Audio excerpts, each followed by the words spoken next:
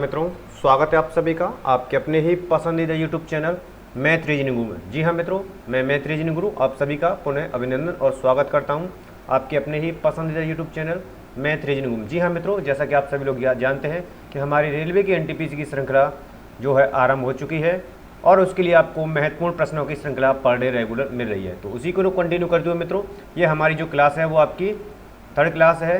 ठीक है, इससे पहले 2 क्लासेज हमारी हो चुकी हैं और दोनों क्लासेज आपके लिए बेहद इंपॉर्टेंट है मित्रों। इसलिए यह जो श्रृंखला आपको महत्वपूर्ण प्रश्नों की श्रृंखला 4000 यानी 4000 प्लस प्रश्नों की सीरीज है जो आपके लिए बेहद इंपॉर्टेंट होने वाली मित्रों। इसलिए यदि आप हमारे चैनल पर न्यू विजिटर हैं तो चैनल को सब्सक्राइब कर लीजिए और चैनल को सब्सक्राइब करने के पश्चात जो पास में बेल आइकन है उसको प्रेस कीजिए, क्योंकि शीघ्रता से हमारा सेशन लाइव होने वाला है मित्रों।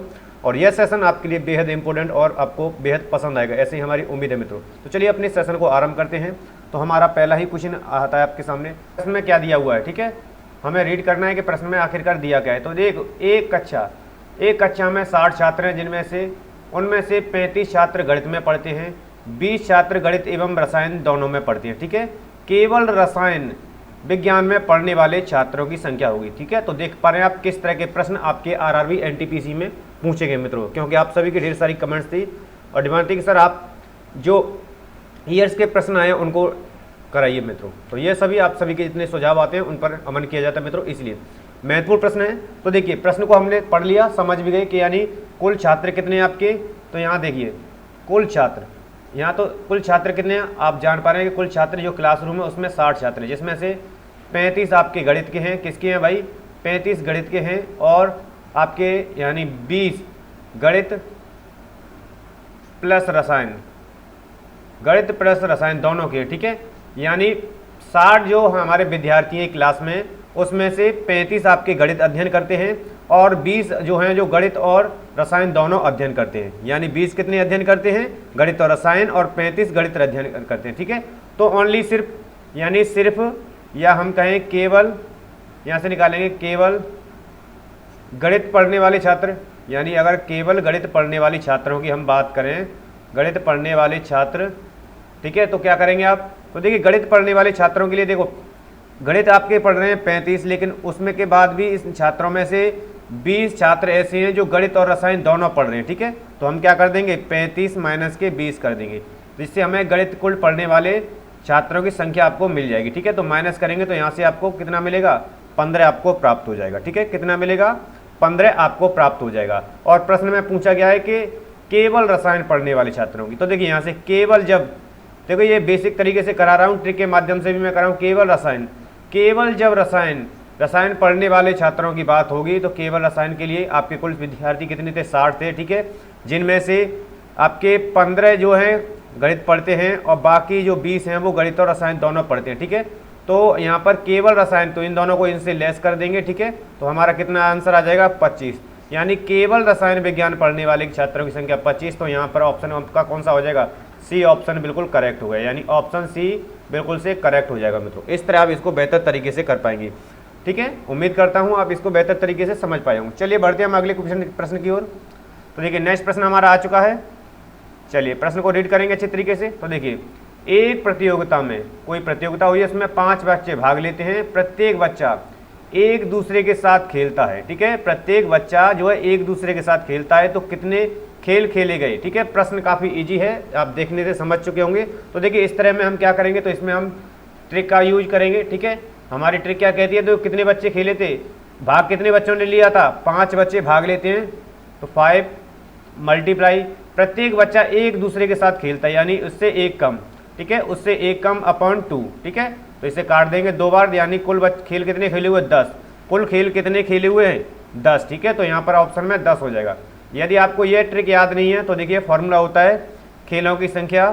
यहाँ से खेलों की संख्या के लिए याद रख लीजिए, जब भी इस तरह का प्रश्न बनेगा। ठीक है, तो इस तरह आप याद रखेंगे n(n-1 अपॉन 2). ठीक है, n(n-1 अपॉन 2), आप इसको बेहतर तरीके से याद रखेंगे। ठीक है, चलिए उम्मीद करता हूँ इसे भी बेहतर तरीके से समझ पाए होंगे।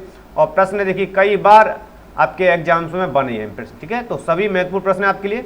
चलिए बढ़ते हैं हम अगले क्वेश्चन की ओर। तो नेक्स्ट प्रश्न क्या है हमारा? चलिए नेक्स्ट प्रश्न है, 2 धनात्मक पूर्णांक संख्याओं का जोड़ 30 है और उनका अंतर 6 है। ठीक है, तो देखिए 2 धनात्मक पूर्णांक आपको दिए हुए हैं, उनका योग आपको कितना दिया हुआ है 30, अंतर उनका 6 है, तो गुणन का पता करें। ठीक है, तो उनके क्या करना है, आपको गुणन का पता करना है। ठीक है, तो देखिए यहाँ जैसा कहा गया है तो मान लेंगे कोई x प्लस वाई। ठीक है, इन दोनों का योग दिया है भाई 30 और x माइनस वाई, उनका अंतर दिया है 6। ठीक है, तो देखिए अब पूछा क्या है उनके गुणन का, यानी कि गुणन का मतलब क्या हो गया, आपको x y बराबर ज्ञात करना है। ठीक है, यदि हम इस तरह वैल्यू को लेंगे तब। ठीक है, a और b आप भी ले सकते हैं। ठीक है, तो हम जानते हैं, देखिए क्या जानते हैं हम, x प्लस वाई का स्क्वायर, आइडेंटिटी का यूज कर देंगे, माइनस x माइनस वाई का स्क्वायर बराबर होता है आपका 4xy। ठीक है, यहाँ से आपको xy मिल जाएगा क्योंकि इनकी वैल्यू आपके पास दी हुई है। ठीक है, तो कितनी दी हुई है, 30 का स्क्वायर माइनस के 6 का स्क्वायर बराबर 4xy। अब जानते हैं देखो a square minus b square, एक ब्रैकेट में जोड़ देंगे 30 प्लस 6 हो जाएंगे, दूसरे में घटा देंगे 30 माइनस 6 हो जाएंगे। ठीक है, बराबर आपका 4xy हो जाएगा, 30 और 6 36 हो जाएंगे, और यहाँ से आपको मिलेंगे 24, यानी कि दोनों का मल्टीप्लाई बराबर 4xy। 4 से 24 कितनी बार हुआ, 6 बार, और यानी 36 इंटू 6, 36 इंटू 6 को करेंगे तो 216, हमें कितना प्राप्त होगा, जो कि इसकी वैल्यू होगी xy की। ठीक है, जिससे पूछा गया 216। ठीक है, किस ऑप्शन में, आपके ऑप्शन डी, ऑप्शन डी बिल्कुल से करेक्ट हो जाएगा। ठीक है, इस तरह आप बेहतर तरीके से देखिए, कम समय में यदि आप सारे कैलकुलेशन और ट्रिकों को अप्लाई कर पाएंगे, जब आप अच्छी तरीके से, हाँ, नंबर सिस्टम हमारा पहला ही अध्याय लिया हुआ है, जैसा कि आप सभी लोगों के द्वारा कहा गया था। चलिए बढ़ते हैं अगले क्वेश्चन की ओर। अगला क्वेश्चन हमारा, प्रश्न आप देख चुके हैं कि किसी संख्या के 4/3 के 2/3 का मान 80 है। ठीक है, संख्या है, वह संख्या बतानी है। प्रश्न देखो कई बार रिपीट हुए हैं और सारे प्रश्न आपकी ही डिमांड पर रखे हुए हैं, महत्वपूर्ण है सभी। ठीक है, तो देखिए कोई संख्या है, उसका 4/3, यानी यदि हम आपको देखो xy मानेंगे तो यदि x संख्या है तो उसके 4/3 4/3, 4/3 का 2/3 यानी 2/3। ठीक है, 2/3 कितना है भाई, 80 दिया हुआ है। ठीक है, तो देखो 8 दूनी 8, ये 10 टाइम कटेगा। ठीक है, तो कितना हो जाएगा, x बराबर 9 इंटू 10, x बराबर 9 इंटू 10 यानी कि 90। 90 आपकी क्या हो जाएगी, वह संख्या हो जाएगी। 90 किस ऑप्शन में, सी ऑप्शन में। ठीक है, सारे प्रश्न आपके कुछ ही सेकंड्स के होते हैं। ठीक है, तो इसलिए याद रखेंगे बिल्कुल से। चलिए बढ़ते हैं अगले क्वेश्चन की ओर। नेक्स्ट हमारा क्वेश्चन आपके सामने आ चुका है। चलिए तो देखिए, एक विद्यार्थी ने जितने प्रश्न सही किए उससे 3 गुने गलत किए। ठीक है, प्रश्न को अच्छी तरीके, यानी जितने प्रश्न उसने सही किए तो उसके 3 गुने उसने गलत कर दिए। उसने कुल टोटल जो है प्रश्न वो 76 प्रश्न हल किए, तो उसने कितने प्रश्न सही हल किए, यानी सही प्रश्नों की संख्या में। तो मान लीजिए उसने सही प्रश्न इस तरह बना लीजिए। ठीक है, सही और गलत। ठीक है, सही और गलत। ठीक है, यदि हम मान लेंगे एक उसने प्रश्न सही किया तो उसके 3 गुना यानी 3 उसने गलत किए थे। ठीक है, तो कुल यहाँ प्रश्न कितने किए उसने, 4 प्रश्न किए, लेकिन प्रश्न में कहा है कितने किए हैं भाई, 76। तो कितनी बार कटेगा ये, 19। तो आपका आंसर हो जाएगा 19 प्रश्न जो उसने सही किए थे। कितने प्रश्न सही किए, 19। ठीक है, ऑप्शन सी बिल्कुल से करेक्ट हो जाएगा।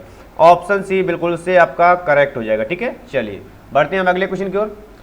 आ चुका है आपके सामने, 2 संख्याओं का योगफल 20 है और गुणनफल 91 है, उनके व्युत्क्रमों का योगफल ज्ञात कीजिए। देखिए कितने टाइम से यह पूछा हुआ है आरआरबी एनटीपीसी के द्वारा मित्रों। ठीक है, तो देखिए कुल योग यानी 2 संख्याएं, योगफल कितना है उनका 20 आ रहा है। तो देखो यहाँ से हमें ध्यान रखना होगा कि ऐसी कौन सी संख्या है जिनका योगफल 20 आ रहा है, मल्टीपल।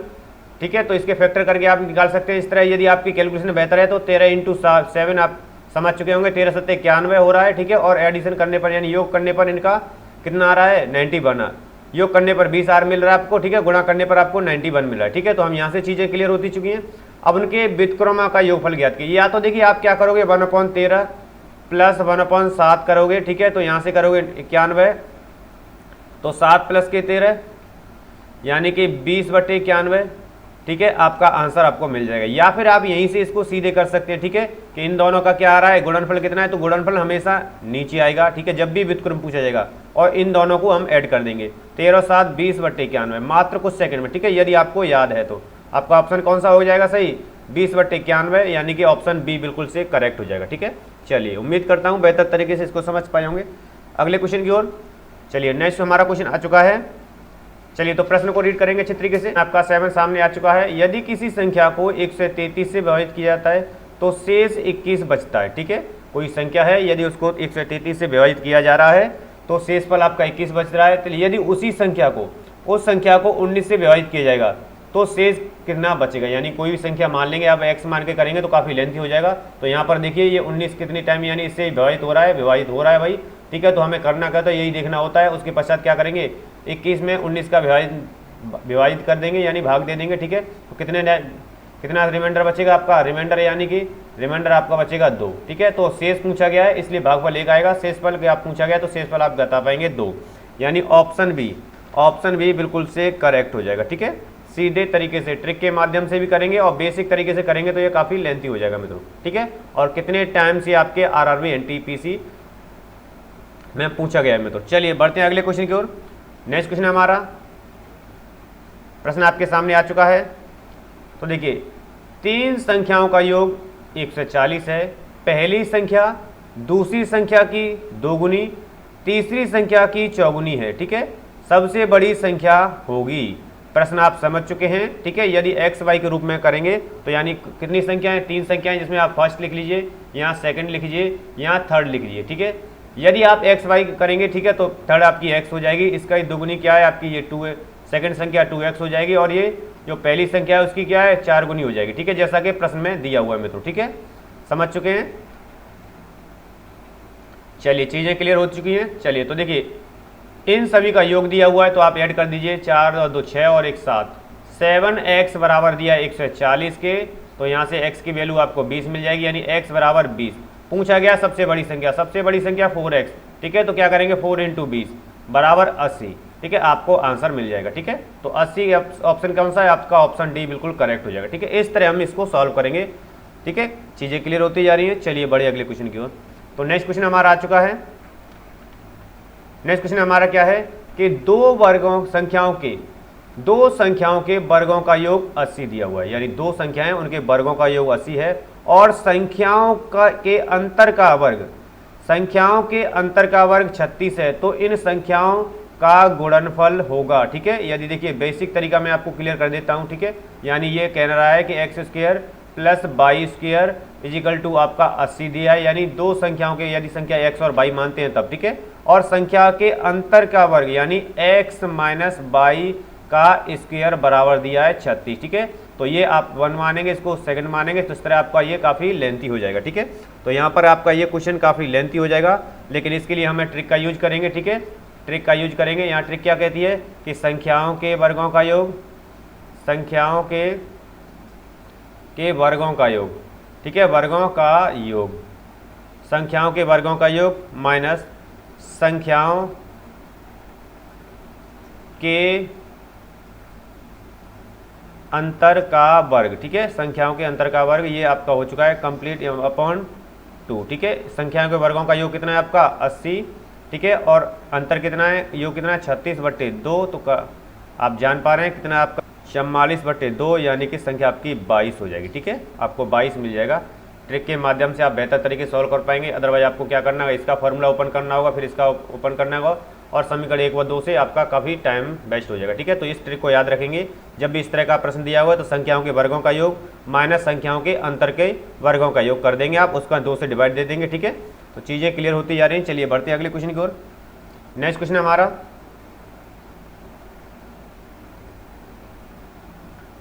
दो धनात्मक यानी धनात्मक पूर्णांकों 60 और 100 के बीच कितनी अभाज्य संख्याएं हैं, ठीक है।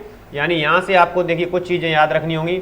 यदि बात की जाए कितने से 1 से लेकर के 25 तक, ठीक है, तो ये कई बार सीधे पूछे जाता है, इसलिए मैं आपको क्लियर कर रहा हूँ। यानी 1 से 25 तक अगर बात पूछी जाती है कि 1 से 25 तक कुल अभाज्य संख्या कितनी होंगी, तो आप ध्यान रखेंगे 1 से 25 से लेकर के कुल अभाज्य संख्याएँ जो है हमारी कितनी होती हैं, आपकी 9 होंगी, ठीक है।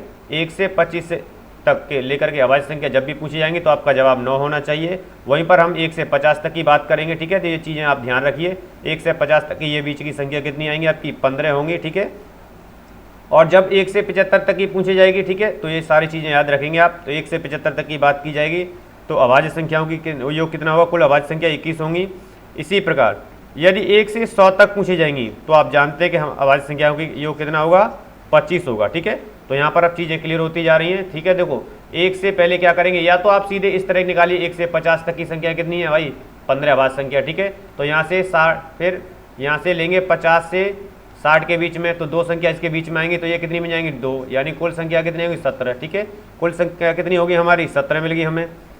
और अब प्रश्न में पूछा क्या गया है 60 से 100 तक के, तो 1 से लेकर के 100 तक की कितनी संख्याएं थी भाई 25, तो 25 में से हम क्या कर देंगे 17 लेस कर देंगे इजिकल टू 8, आपको आंसर मिल जाएगा। ठीक है, तो 8 किस ऑप्शन में आपके ऑप्शन डी बिल्कुल से करेक्ट हो जाएगा। ठीक है, इस तरह आपके प्रश्न बिल्कुल से क्लियर हो पाएंगे, लेकिन ये चीज़ें आपकी क्लियर होनी चाहिए। सबसे फर्स्ट 1 से लेकर के 25 तक, कई बार सीधे एज इट इज पूछ लिया जाता है 1 से 50 तक, 1 से 75 और 1 से 100। ठीक है, तो ये तो मैंने आपको बेसिक तरीके से सॉल्व करना बताया था। ठीक है, यदि आपको चीज़ें क्लियर हैं तो आप आसान तरीके से इसको कर पाएंगे। चलिए बढ़ते हैं अगले क्वेश्चन की ओर।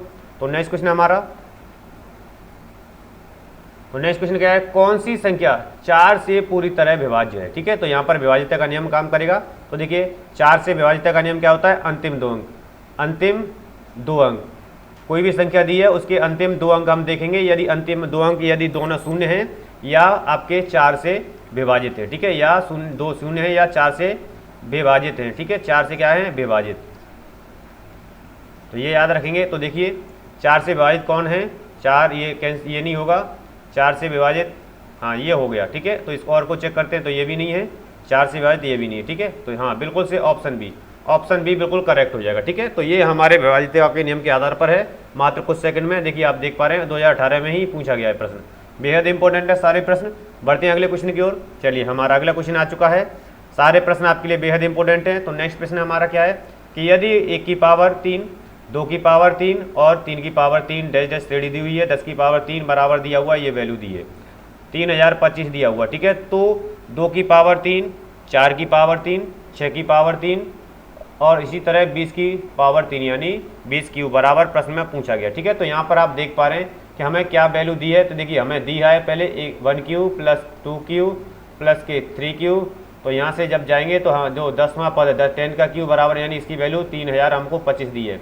लेकिन अगली श्रृंखला हमें दे दिया इन्होंने कि 2 का क्यू प्लस 4 का क्यू प्लस 6 का क्यू डैश डैश करके 20 का क्यूब तक। ठीक है, तो यहाँ पर आप देख पा रहे हैं यदि हम इसमें से 2 कॉमन ले लें, यदि हम 2 का क्यू कॉमन ले लें तो हमें वही श्रृंखला आपको वापस मिल जाएगी, 1 का क्यू 2 का क्यू प्लस 3 का क्यू डैश डैश जा करके 10 का क्यू। ठीक है, तो यहाँ से आपको इसकी वैल्यू आपको दी है भाई, कितनी दी है 3025, तो 2 का क्यू इंटू 3025।